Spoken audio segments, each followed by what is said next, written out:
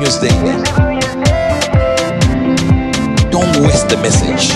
Good news to you. मैं हूं national pastor chaplain Ashu, spirit embassy good news church Bharat से। और आइए आज हम देखते हैं परमेश्वर हमसे उसके गुड न्यूज रेवलेशन के द्वारा क्या बात कर रहे हैं, क्या परमेश्वर चाहते हैं कि आज हम समझें। और आज का हमारा विषय आपको चुना गया है, यू आर चोजन।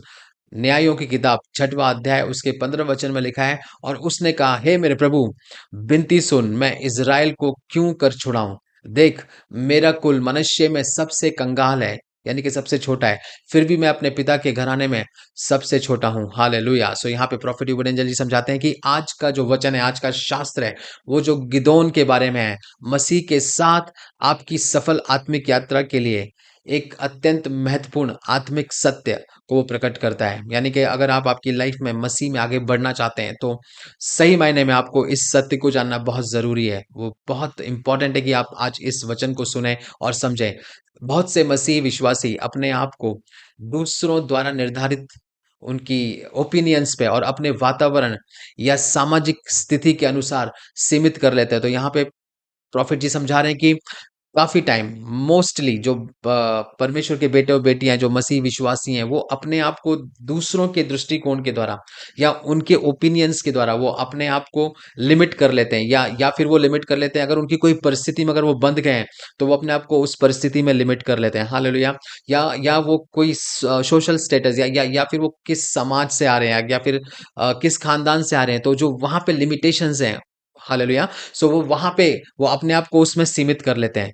लेकिन मेरे भाइयों बहनों, आज परमेश्वर हमें क्या बता रहा है कि परमेश्वर के बुलावे पर वो लोग संदेह करते हैं। यानी कि परमेश्वर ने जो उनको बुलावट रखी उनकी लाइफ पे, वो उस पे संदेह करते हैं। क्यों?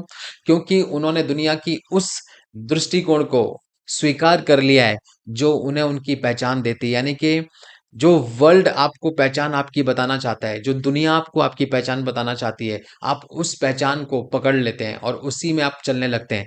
लेकिन आज हमारे लिए गुड न्यूज़ ये है कि आपके जो भी कमज़ोरियाँ हैं, वही परमेश्वर की दृष्टि में उस योजना की नींव है, उस पर्पस या उस प्लान की नींव है, जिससे आप अपने परिवार के लिए एक वॉचमैन बन सकें। यानी कि एक आपके परिवार के लिए एक चौकीदार बन सकें, या उनके लाइफ में डिलीवरर बन सकें, उनकी लाइफ में परमेश्वर की योजना को पूरा करने वाले बन सकें।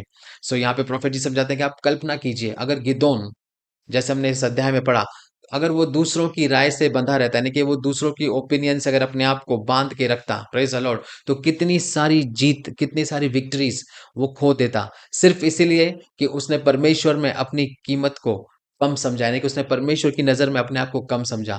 तो जैसे जैसे हम इस वर्ष के अंत में पहुंचते हैं, यह पहचानिए कि परमेश्वर का आपको चुन लेना ही हर उस रुकावट को तोड़ने के लिए, हर उस चेन को ब्रेक करने के लिए पर्याप्त है, जो नए वर्ष में आपके सामने आ सकती हैं। हालेलुया। सो उसने आपको अपने लोगों में से एक के रूप में चुना है, और वो आपको राज्य के कार्य के लिए सामर्थ से उपयोग भी करेगा। Praise the Lord.